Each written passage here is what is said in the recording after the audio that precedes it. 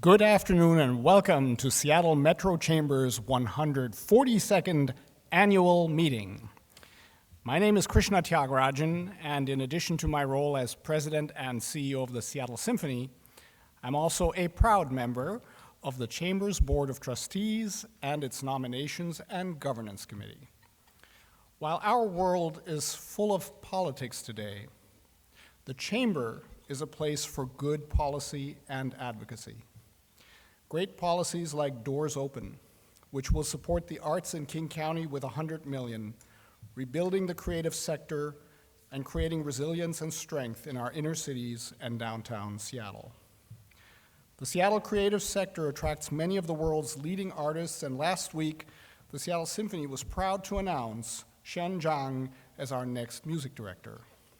She isn't just the former music director of the Milan Symphony in Italy, or the New Jersey Symphony in New Jersey, but she currently is conducting the opera Tosca at the Met in New York, and she will be the first Asian American woman to hold this position in a major orchestra in the United States, and the first woman to do so on the West Coast.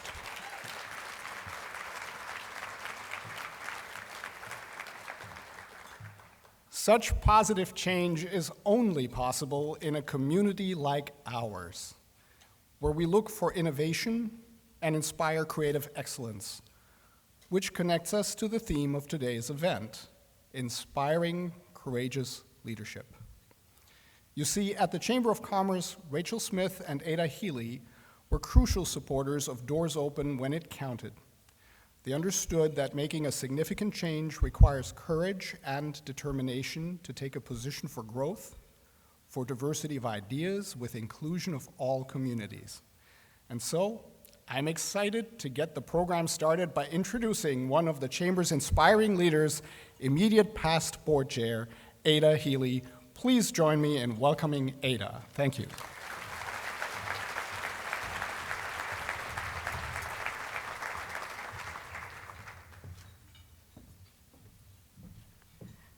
Okay, good afternoon, and I've got my remarks here, but I'm going to start with a public service announcement because we have UW here and we have WSU here, and I think there's a big football game this weekend. And I also checked this morning, there are still a few choice seats available, so if you don't have your ticket yet, you can go on Ticketmaster or UW football or WSU football and score a ticket. So I think it's going to be a great game at Lumen Field, and look forward to seeing you all there. Anyway, good afternoon, Seattle Metro Chamber members and partners. I've had the pleasure of serving as chair of the Seattle Metro Chamber Board of Trustees for the last year. When I stood here at our annual meeting a year ago, I said I had three priorities: improving public safety, downtown revitalization, and regional transportation. I also said that while we were no longer doing candidate endorsements at the Chamber, we would not shy away from political engagement, given our role as an advocate for the business community. From a political perspective, this year has been very successful for us, and the business community is better positioned than it has been in more than 7 years. From a policy perspective, it's been a mixed bag. I think my son would say it's been meh. I learned what that meant recently. While the Chamber has had a significant role in many policy successes, our government partners need to demonstrate more urgency and problem solving at scale. Last fall, the Seattle City Council passed legislation aligning city and state laws and allowing the prosecution of public drug use and possession, while prioritizing diversion and treatment. The Chamber strongly advocated for Mayor Harrell to deploy a public safety technology pilot program that uses closed-circuit TV cameras and includes real-time crime center technologies. This spring, the Seattle City Council passed an ordinance to improve recruitment and retention within the Seattle Police Department. And Seattle's new third force for crisis response to non-emergency calls, known as the CARE Team, was launched in 2023 with great success, and there's an expansion plan in place where 21 more people will join that team. Let's give that a hand, absolutely.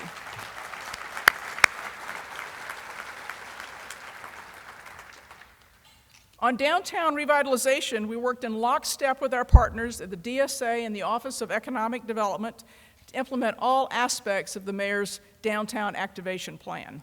The City Council passed several land use changes that will allow for taller residential buildings in parts of downtown, that will make it easier to convert office buildings to residential, and that will increase flexibility to build hotels in Belltown.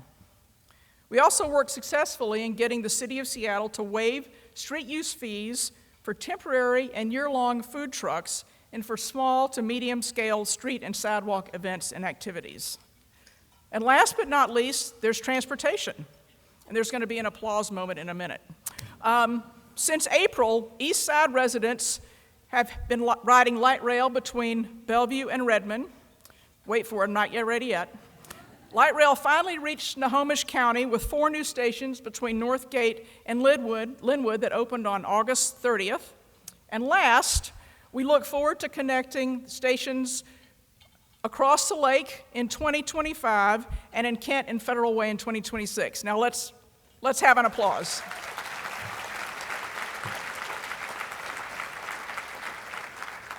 And we have a number of our Sound Transit Board members in the audience, so special thanks to that group for their leadership.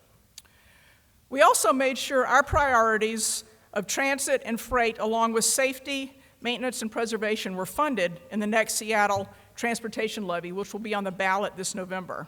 The Chamber enthusiastically supported this measure, and please vote yes. But the most important successes we've had in the past year have been political ones, which impact many Chamber priorities. First, we've changed the narrative about the issues we care about most in the city. For example, we no longer debate about defunding the police. There's broad agreement on the most pressing issues we face: public safety, homelessness, and affordability, and also broad agreement on the solutions. Second, a new group of leaders was ushered in to Seattle City Council chambers, and these members support employers of all types and stripes. While City Hall is not going to vote our way 100% of the time, this council cares about what the business community has to say. They come from a place of pragmatism, and they want to get results. And I think it's important to remember that rebuilding our city will take more time and continued perseverance. But we're now in a much better place as a business community to influence the issues that we care about. I'm so proud of the Chamber's results in the past year, and I'm also delighted to pass the gavel to an incredible business leader who will continue to guide the Chamber in the year ahead. Susan Loosmore, Executive Vice President, Financial Planning and Analysis at T-Mobile, will serve as our chair of the Board of Trustees for the next program year. Susan is well known for her financial and operational savvy and for leading T-Mobile to success. As we look at the many tasks ahead of us, we could not ask for someone with more experience and expertise than Susan. Thank you, everyone, and please join me in welcoming Susan.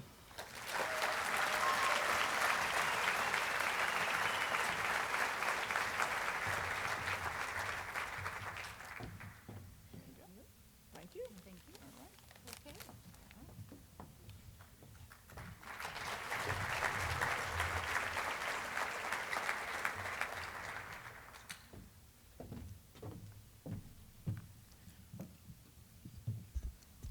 Well, good afternoon. Thank you all for being here. Again, my name is Susan Loosmore. I serve as the Executive Vice President of Financial Planning and Analysis for T-Mobile. I could not be more thrilled to be here today and honored to take on the chair of the Chamber Board of Trustees. Now, first things first. Sorry, I always wanted to do that, and Ada, this is great. Feels good. All right, on a serious note, I'd really like to take a moment to thank Ada. Ada, thank you so much for this last year. Thank you for your stewardship, your energy, your humor, your mentorship of me, but most importantly, your unwavering commitment to the chair. Our theme for this year's annual meeting, Inspiring Courageous Leadership, is exactly what Ada has done this last year. And my goal is to build on this momentum that she has created. As I've been getting ready for this next year, thinking about the journey ahead, it's become very clear that my leadership will need to be the exclamation point at the end of Regional Chamber of Commerce, regional being the emphasis. Now, some people here may be surprised to learn that 40% of our Seattle members are actually located outside the city of Seattle. My Bellevue-based company, T-Mobile, has been part of the Seattle chair now for over 8.5 years, and we are very proud to be part of that 40%. Now, T-Mobile is also a very active member in the Bellevue chair, and I've got some exciting ideas of how we can partner together on a go-forward basis. Of course, the Chamber deeply is invested in and advocates for the city of Seattle. It is the growth engine of our region, and we cannot take our foot off the gas here, not even for a moment. I will tell you, I also love to see how intentional our Chamber leaders are about improving quality of life throughout our region, whether it be improving transit connections or going down to Olympia to advocate for statewide policies that benefit all of our cities.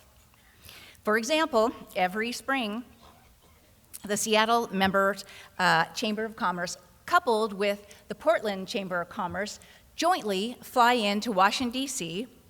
to meet with our congressional delegates and federal agencies whose work impacts all of our Pacific Northwest region. Additionally, regionalism is rooted in the Chamber's award-winning Community Business Connecting program, which serves small businesses, BIPOC, and women-owned in 26 cities and unincorporated areas of King County.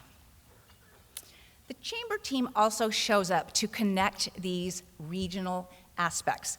For example, up north this last month, the team met with Snohomish County community members to hear about their priorities, talked economic development strategy with our partners at the Economic Alliance of Snohomish County, visited Everett City leaders on light rail expansion plans, participated in the recent opening of the light rail extension in Linwood, and briefed the Shoreline City Council on economic development.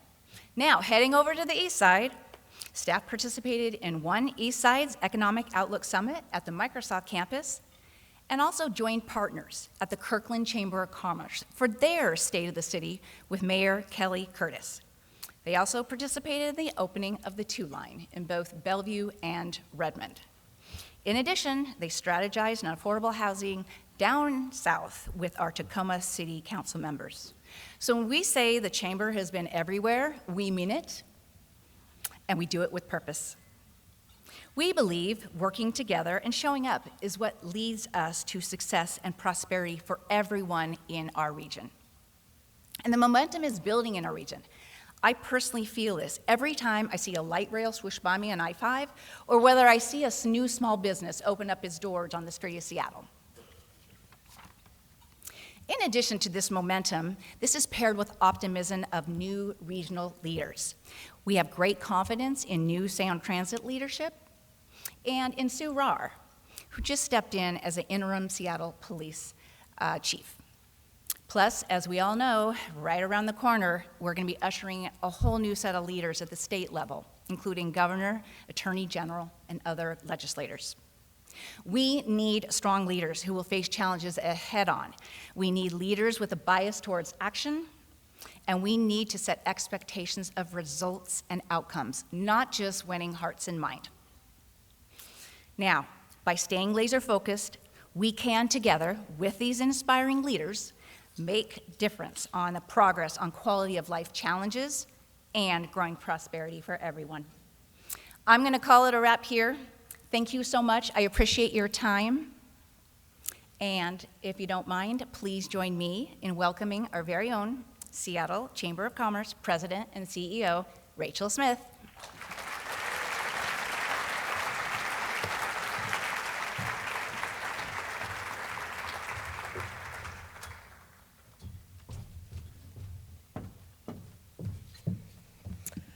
Well, thank you to Ada, our intrepid board chair, who has been an amazing leader for our organization and partner to me over the last year. And thank you to Susan for stepping up for our business community. I am so looking forward to our time together.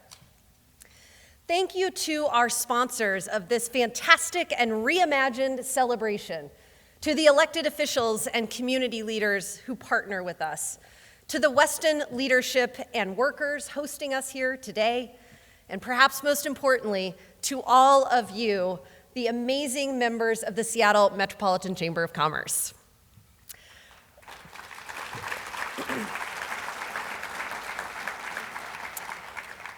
I recently mentioned some of you, some of our regional superstars, in an editorial for the Seattle Times, where I made the case that despite our challenges, the West Coast is the best coast. Some of you may know that I grew up in Tulsa, Oklahoma, but I've been on the West Coast almost 25 years, over 20 of those here in the Puget Sound region, and I really can't imagine living anywhere else. Everything about this region makes me excited and proud. The aquarium's Ocean Pavilion that just opened, the waterfront, light rail making its way to Snohomish County and on the east side. The World Cup coming in 2026. Oh yeah. UW and WSU facing off this weekend at Lumen Field. Microsoft celebrating 50 years. Amazon returning to the office. Fair Start reopening. And fingers crossed, another professional basketball team coming soon. Our members are doing amazing things. I always say that this is the best business community in the world, and it is, and I get to experience that every single day. For example, I recently got to better know Schubert Ho from restaurant and catering group Feed Me Hospitality. I got to spend some time with him in his hometown of Edmonds, then got to eat his amazing catering, including his specialty lobster, at a Seattle Art Museum event, and I was just so impressed that I ended up featuring him as a must-know leader on my LinkedIn. Fun side note, Seattle Art Museum, also a chamber member, just announced that their new leader hails most recently from the Philbrook Art Museum in Tulsa, so obviously we are going to be best friends. In Washington, D.C., which was mentioned earlier, retiring Congressman Derek Kilmer captivated and had in stitches 150 Seattle and Portland Metro Chamber members with a nearly hour-long speech. As we all know, he is retiring, and the guy has a real future in stand-up. That's all I'm saying, although I think one of his staffers was about to faint with one of the more colorful one-liners that he gave us. In Detroit, we got to see an old friend, Ryan Gustafson, formerly of the Sounders, now CEO of Illich Sports and Entertainment, meaning Detroit Tigers and Little Caesars Arena, who treated us to a fantastic panel on our inner-city study mission there. I am honestly delighted with every opportunity I have to engage with our 2,500 members. It is the best thing that I get to do, and it is one of the reasons that I really am an eternal optimist. I am also a pragmatist. Despite all of the positives that we have going, we have issues that persist. Too many people gather in downtown Seattle in open-air drug markets. Too many people get away with repeatedly breaking into business with absolutely no consequences. Too many people need help and aren't getting it. And as a pragmatist, I know that we are often like playing the game of politics, and we know politics is part show. It's how you get your message out. It's how you persuade people to your cause. It's how you distinguish yourself from your opponent. And we know that you need to be strategic and good at it. Pick the right battle, the right time, the right team. Determine if your goal is to die on the hill, making a righteous point, or doing whatever you have to do to win. Understanding how to use the mechanics of government or a campaign or just your positional power to achieve your objective. Michelle Obama is so good at everything, but also at reminding us that too often the political theater, not the actual results, gets top billing. Too often the performance is the only outcome. Too often the loudest voices, but not the majority, win the day. And too often there's just a failure to see the ball, hit the ball, instead in preservation of the performative politics. So, to that end, in addition to the regionalism that Susan talked about, and I am a regionalist, this program year for the Chamber is going to be all about results and accountability. Save the spin, skip the stunts, and spare us the smoke and mirrors. Instead, show us how you are making progress. Everyone in this room knows that the stakes are high. The stakes are high for Boeing, who is embarking on a new era, whose machinists will vote this afternoon on a contract, and who is helping a new CEO get settled here in this region. And that matters to us because the aerospace industry employs 75,000 people in Washington state and generates $71 billion in business revenues.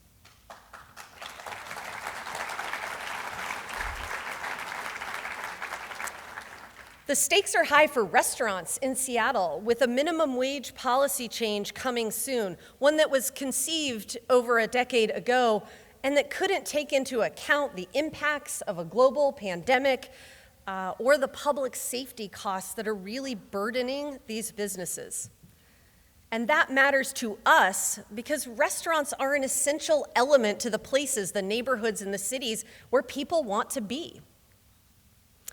The stakes are high for Sound Transit, who is simultaneously victoriously cutting ribbons on long-awaited and well-delivered projects, as well as resetting in places where the agency is having some struggles. And that matters to us because the transformative power of light rail needs to finally hit Everett and Tacoma, as well as branch deeper into Seattle and the East Side. The stakes are high because on the ballot this fall, we will see a statewide initiative that would both claw back progress we have made on addressing climate change and slash much-needed transportation funding. And that matters to us because our region and many of the companies in this room have set aggressive climate reduction targets, and we need to be able to meet them. By the way, vote no on Initiative 2117.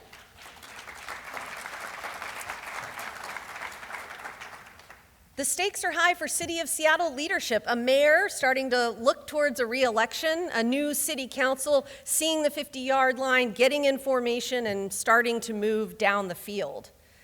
And that matters to us because after a decade of crisis, discord, and frankly just not making enough progress, government has to work and leaders have to work together to address our biggest issues, including public safety.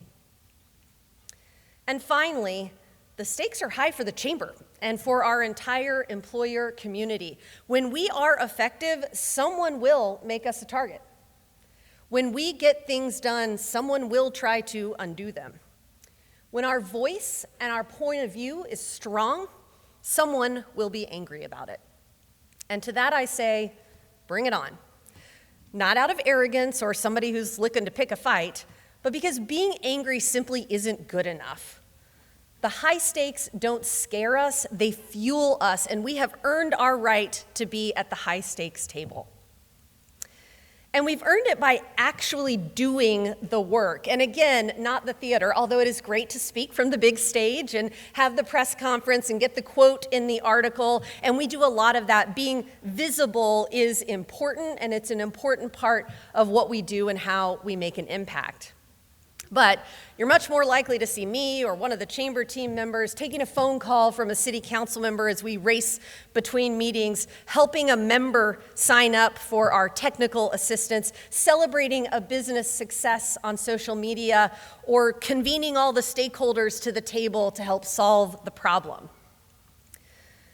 Also, doing the work makes us more impactful. Last year, we passed legislation on public safety and downtown revitalization, as you heard Ada talk about. We recently worked in coalition to pass Seattle's housing levy and the countywide crisis care levy, and a big thank you to the leadership of my former boss, King County Executive Dow Constantine, who is in the house today. We beat back legislation at the state level that would have negatively impacted our hometown companies.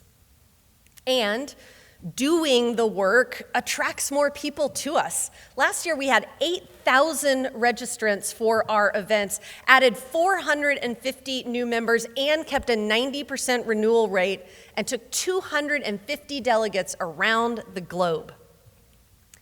Doing the work makes us operationally stronger. Internally, we deployed a new employee engagement survey, and we had each member of our team complete training on diversity, equity, inclusion, and belonging because it is important and because we are committed to being an anti-racist organization.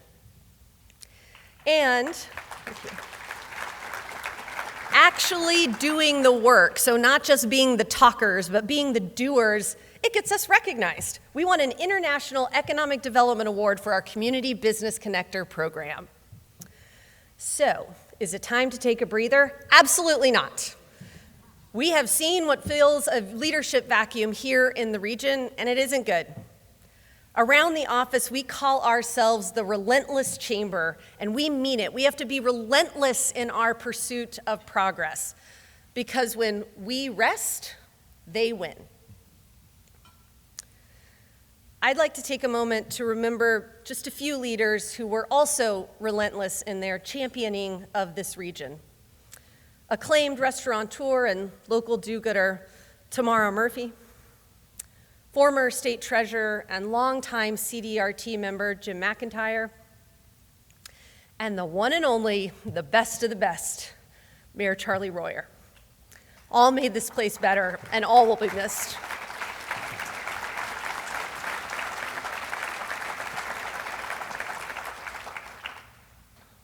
When I applied for this job at the Chamber, I said that I was an optimist, a pragmatist, and a true blue regionalist.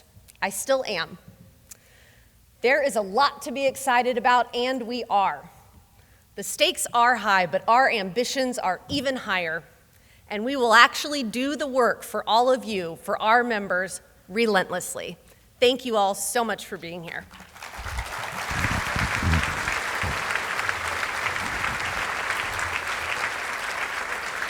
And now, please welcome our presenting sponsor, Kaiser Permanente.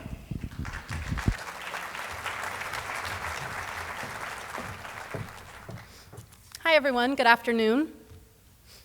I'm Carla Costa-Sandin, and I have the pleasure of serving as the Vice President of Communications, Marketing, and Community Health at Kaiser Permanente.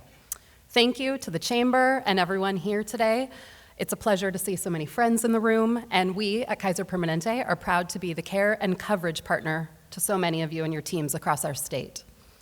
I want to go back to what Rachel was saying about the stakes being high. The stakes are also very high right now in healthcare in our region. Everyone in our community should have access to quality, affordable care. Everyone in our region should have access to the things that keep us healthy and safe. The things we all rely on every day for ourselves and our loved ones, like healthy food to eat, clean air to breathe, places to be outside in nature, a safe, comfortable place to call home, quality education for our kids, and a healthcare system that mostly focuses on keeping us healthy with strong prevention and great primary care, and that provides excellent treatment to us when we need it. I know this is especially critical to all of you in the room who employ so many people in our state and who feel dedicated to keeping your team members and their families healthy. This is why our mission at Kaiser Permanente is to provide high-quality, affordable care to our members. And for those of you who aren't familiar with us, we're both a healthcare insurance company and a healthcare system.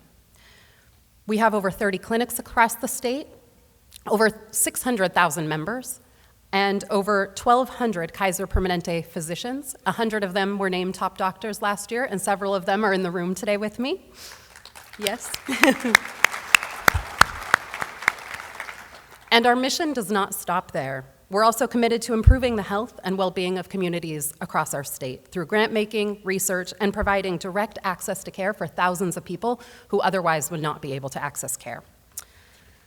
I was thinking of this theme today of inspiring courageous leadership, and when you work in an organization like Kaiser Permanente, you hear stories every day about inspiring and courageous leaders because of the mission that we have. But I want to share a story with you all of something that happened recently in our organization, and something that's also very personal to me. So one of our physicians who is here today, I'm going to pick on her, Dr. Monica Wells. She's our Seattle District Medical Director. And Dr. Wells noticed that we had a gap in mammogram screenings in our Rainier Clinic. It's in South Seattle, and it happens to be one of the most culturally diverse zip codes in the entire United States. Dr. Wells realized that our standard approach to mammogram screening was not working for people in that clinic because of unique language and cultural needs. And so she spoke up to our health plan leaders and our clinical leaders, and she shared about the gap and her ideas to close it. And she was listened to. We ran a pilot to do direct outreach, often with interpreters, to not just jump to scheduling, but to talk to people and answer questions, and then help them feel comfortable scheduling those visits for mammograms. And in just 4 months, over 200 mammograms were scheduled at our Rainier Clinic, and we're now following the same process in all of our Seattle clinics to make sure that no one falls through the cracks.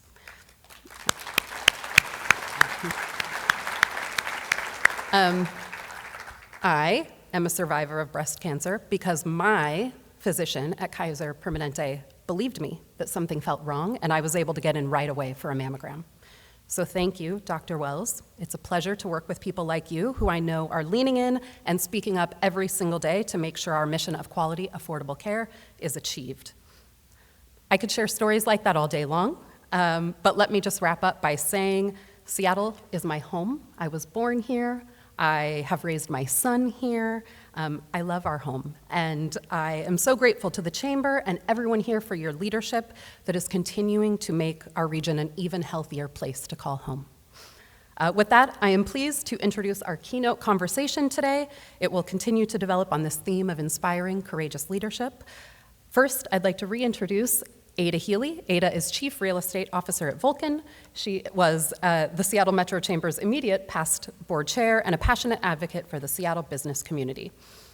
And today she will be engaging in a fireside chat with our keynote, the University of Washington's Anna Marie Cauce, Rising from assistant professor to president, Anna Marie is the first woman, first Latina, and first openly gay person to lead our institution. President Cauce's inspiring, courageous leadership is displayed throughout her historic tenure at the UW, which has included expanding student access by creating the Husky Promise, advancing research and patient care through UW Medicine, and launching the university's Population Health Initiative, part of a comprehensive strategy to create and accelerate impact for the public good through learning, discovery, and community engagement. I welcome you both to the stage and look forward to hearing your conversation. Thank you.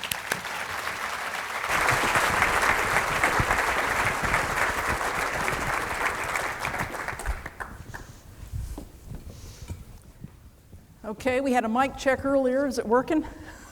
I hope so. Sounds good. Okay. Sounds good. Well, thank you so much, President Cauce, for being here with us today.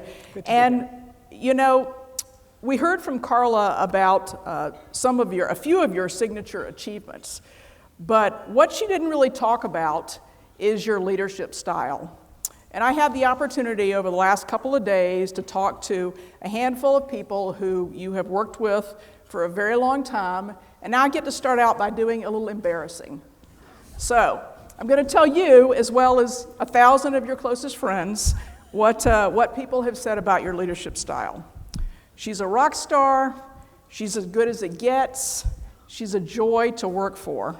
And by the way, she's a clinical psychologist, so she knows what you're thinking. That's a little scary to me up here with her, but by the way.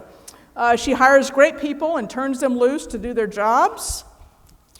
She likes to hear other viewpoints, and you can imagine at the university, there's a few other viewpoints, right? She engages in constructive conversations. She welcomes a spirited debate. She's not afraid to make big decisions, and she's also not afraid to take the heat for it, because maybe not all of them are going to be the most popular. So it is not a surprise to me to have heard Carla list your accomplishments, and it's also not a surprise that the university is in so much better shape today than it was 10 years ago when you took the helm. So thank you very much for your leadership, and could we just give her a round of applause? Oh, thank you. Thank you. I have to say that I'm actually an adolescent psychologist, and I often tease, do a lot of family therapy, handling conflict. There is no better preparation for dealing with faculty and students. Okay, well, we'll get started here. So looking back over your tenure, both as president and as a faculty member and leader, what moments stand out particularly defining your inspiring leadership journey? Well, I think that there are, it is, I have to say, it's a little strange because there's a full year ahead, and a year is a long time, and this year is going to be a doozy, no question. And so, I'm very focused on the things I want to get done, and so it's all, when it's like, well, you're leaving, and, it's kind of strange. So I just want to acknowledge that. But I do think that there's a number of things and that have happened in the 10 years that I've been president, that it's not a question of these are my accomplishments, but they're accomplishments that have happened during this period that, in many cases, what's really fun about this job is you get to bask in the reflected glory of the fabulous people that you brought on board. So I want to be clear that as I talk about some of the accomplishments, they're not mine, they are that of the university and the team that we've built during that time. I think one of the things that I think is really important is that we've really focused much more singularly on the student experience. It's not that we didn't care about students, 10 years ago. We absolutely did. We had, we cared about teaching, et cetera, but about the whole experience that students have inside the classroom, but also outside the classroom, and really working to create a range of experiences for students. Obviously, right now we're thinking about all the athletics, and that's important, and part of the important thing, and I think that you all saw that last year. I don't think I'll ever forget the moment when Michael Penix opened up his jacket and it was his teammates' names. That we do this in terms of the whole person, that we've created, actually with a lot of your help, fabulous internships for our students working in the community, so that it's not that you've got school here and community involvement there, but really bringing those together and really creating a fabulous experience for students. I think that the growth of Bothell and Tacoma have been absolutely amazing. They really were, these kind of, those of us that knew them knew better, but they were smaller campuses. Now they are fully comprehensive campuses. They have, dorms. I love talking about, when I think about, for example, the student body president of Tacoma from a couple of years ago, he, 27-year-old African-American man who had a couple of kids, he had a life, and without being able to be at Tacoma, doing the regular residential, it wouldn't have fit. Tacoma was the perfect fit for him. He did his first 2 years at community college, and then he went on to a full ride scholarship in terms of public policy at Princeton. Now he's on a full ride scholarship in his second year of law school at Yale. This is University of Washington, Tacoma. We have a range of, we have more than one Fulbright scholar that has been from UW-Bothell. I was just actually last night meeting with a student regent who was there from a couple of years ago. He's going to go to a top medical school. That these are full campuses. They each have more than 5,000, actually they each have more than 6,000 students on their own, and it's been wonderful to see that grow. Seeing holistic admissions really take. Right now all these schools across the country are kind of, figuring out how do we do admissions now that, things have changed in terms, we've been doing that for a while, and it's been wonderful to see that. The opening of our Washlabat House, of the Intellectual House, which is a real important home for our Native students. Community partnerships. Quite frankly, previous presidents had been dismissive of community colleges. I'll be really honest, and we're, what are these transfer agreements, et cetera? And I'm looking at Paul Rucker in the audience because he played a big role in our really reaching out and this partnership with community colleges. It's such, it's such a fabulous way for many students. My brother started a community college. I mean, it was like the affordable.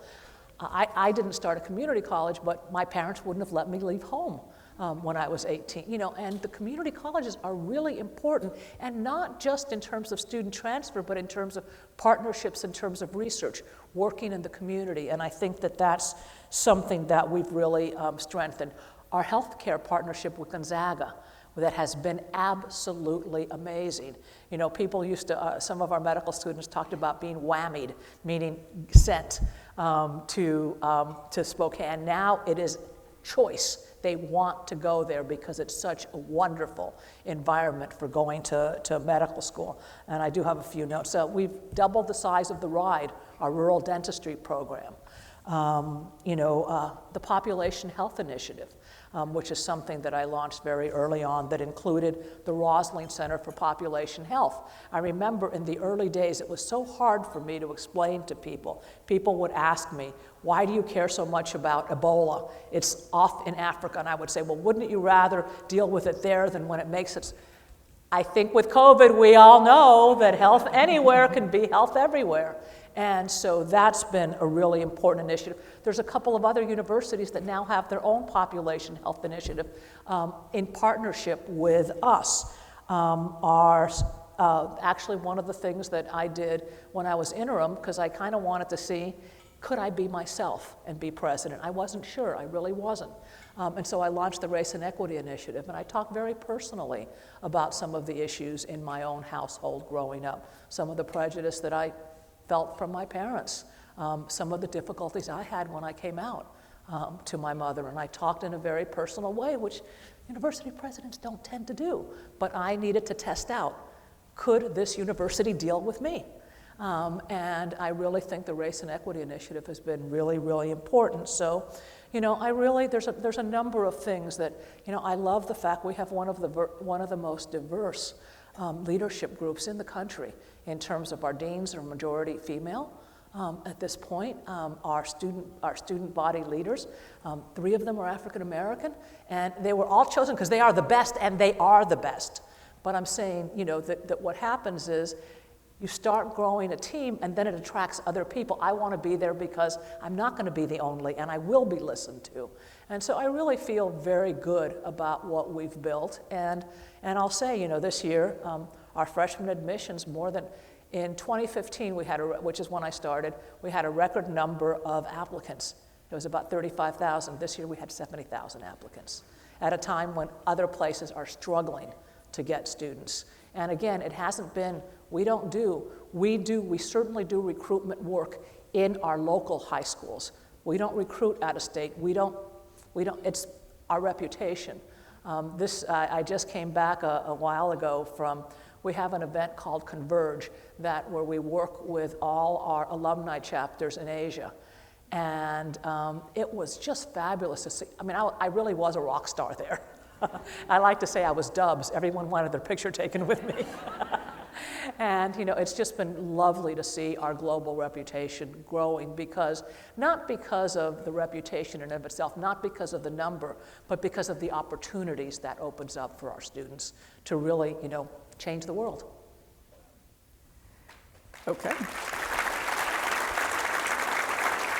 But again, none of this did I do by myself. It was really building a great, great team.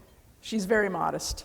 No. As the first woman, first Latina, and first openly gay person to lead the University of Washington, how did you navigate the challenges of being a groundbreaker?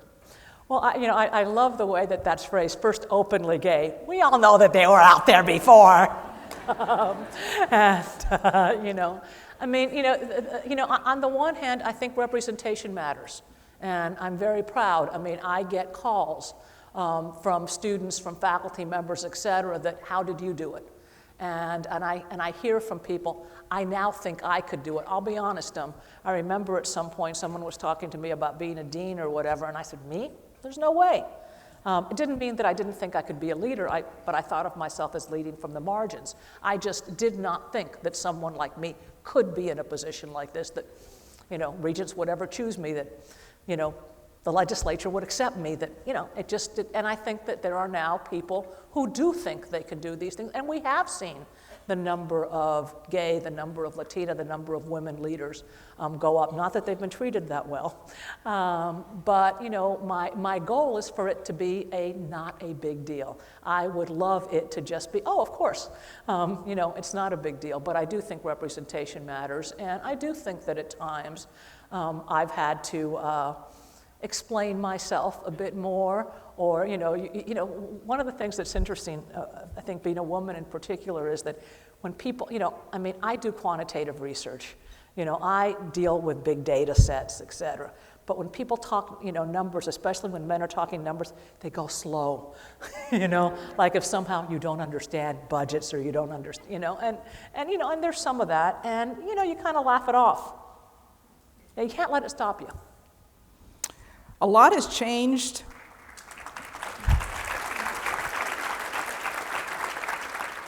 A lot has changed both in the field of education and in the world during your time as president. How have you balanced maintaining the university's strong traditions with continuing to innovate? Well, I really think that one of our faculty members, and now I'm blocking on his name, but a number of years, decades ago, talked about universities of 1,000 years.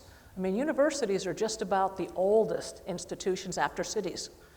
They really have been, and I think what we need to do is balance the timeless with the timely. So, for example, that special relationship, that special spark that happens between a mentor and a mentee, between a teacher and a student, that's timeless. Now, it may happen over Zoom now. It may happen in a totally different way than it did before. But the timelessness of that listening, of that spark, of that eureka that can happen. And so, I do think that, again, particularly for a public university, the ties to community, they are so important. But I think now we're much more focused on a word that I was introduced to in Japan. We're much more focused on the glocal, by which I mean, how do you connect the local to the global? And as an example, when I was introduced to the word, it was actually because I was talking to an alumni in a hotel room in Japan, and it was in one of the islands, and so there were ferries going back and forth. And a UW boat came by. A boat came by with a UW flag, and I was like, what? And it turns out that basically, their earthquake fault lines are very similar to ours, but theirs are better censored. And so we were doing research in Japan to learn about how do we better deal with potential earthquakes here. And a lot of the times, we're about to launch the Rainier Early Learning Center, and we're very much doing it with an eye on this population here and the needs of this community, but we're also hoping that those lessons can help with other early learning centers across the globe. And so, I think that, I like to tease, I have a niece, UW grad, and she's got an 8 and 10-year-old who are dying to go to Korea for K-pop and Japan for anime. I never even knew that these countries existed when I was 8 and 10.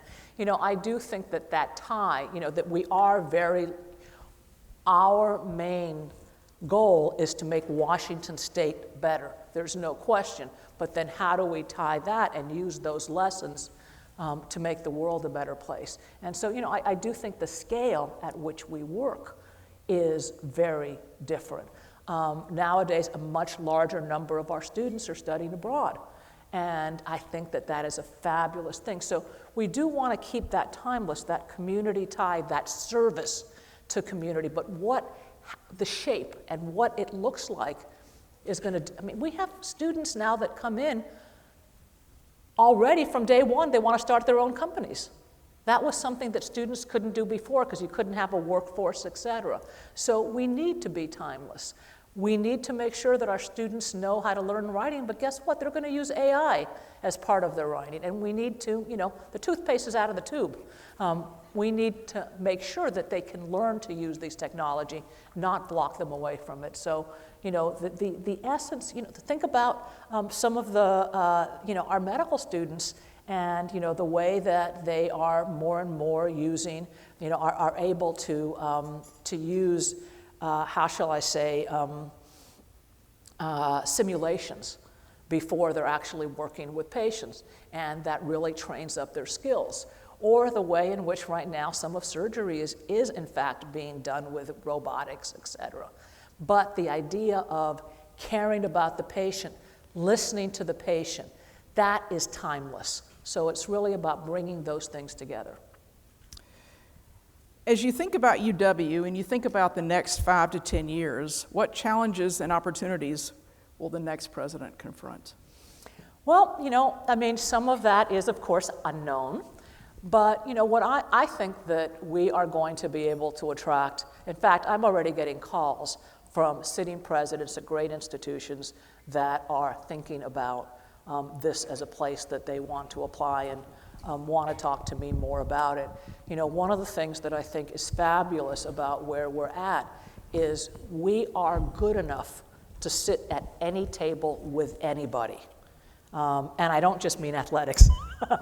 I really am talking about that, you know, there is no university that we cannot compete with in terms of research, in terms of teaching, in terms of healthcare. We can sit with anybody. At the same time, you know, I mean, you know, I don't mean to, but, you know, for example, when there were openings at UCLA and Berkeley, I was like, you know, there's nowhere to go but down.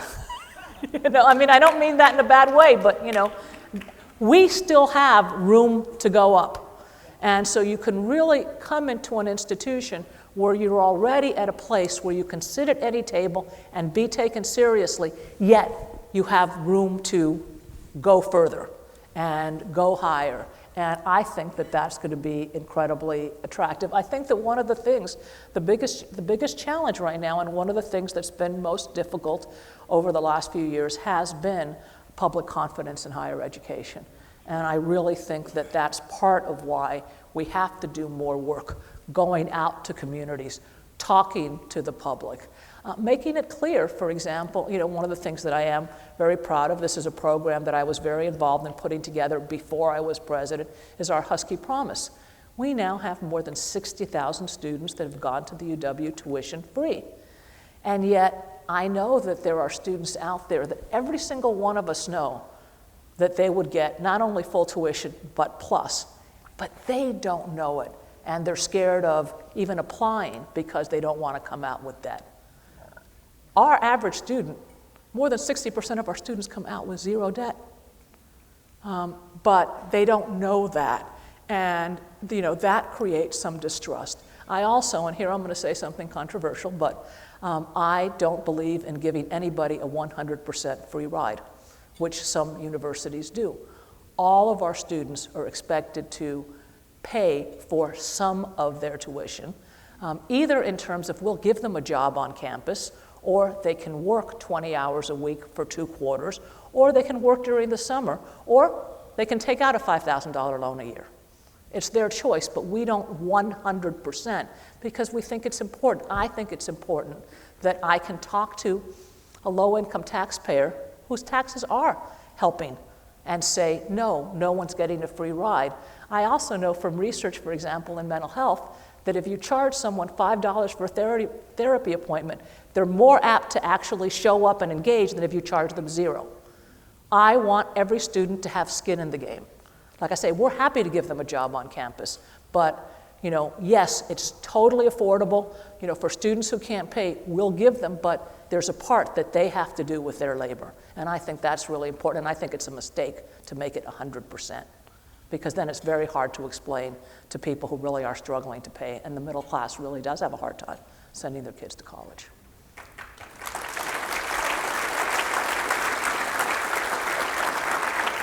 And I have been criticized for that stance, but I really believe everyone needs to have skin in the game. I know you're not going to be a backseat driver for the next president, but what advice would you give your successor as they pick up the president's role where you've left it you will leave it off? Because you got another year still, right? Yes.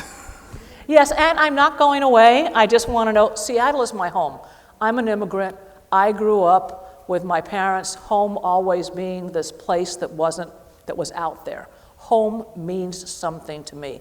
This is my 39th year in Seattle. This is my home. I'm not going anywhere.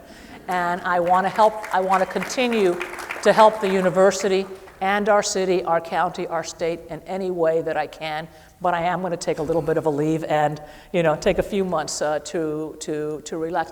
I think the biggest thing that I would say is that, and I experienced this with other people, which is part of why during my interim period I kind of tested the boundaries, is there's this sense that there's this president's suit that you have to put on, and you have to act a particular way. And people train you to, when people ask you questions, don't give them the answers, tell them what you want them to, and all this kind of stuff, and dress a particular way and whatever, and you don't wear socks like this. But is that you've got to be yourself. You've got to be yourself. It's just too hard to do the job and then try to. I mean, there are occasional times when I say I'm going to put my president's hat on. I'm not trying to say, but that to really not allow yourself to be overmanaged. Fantastic. Well, I can't tell you what a delight it's been to have you with us and share your pearls of wisdom. And please let's give President Cauce a round of applause. Thank you.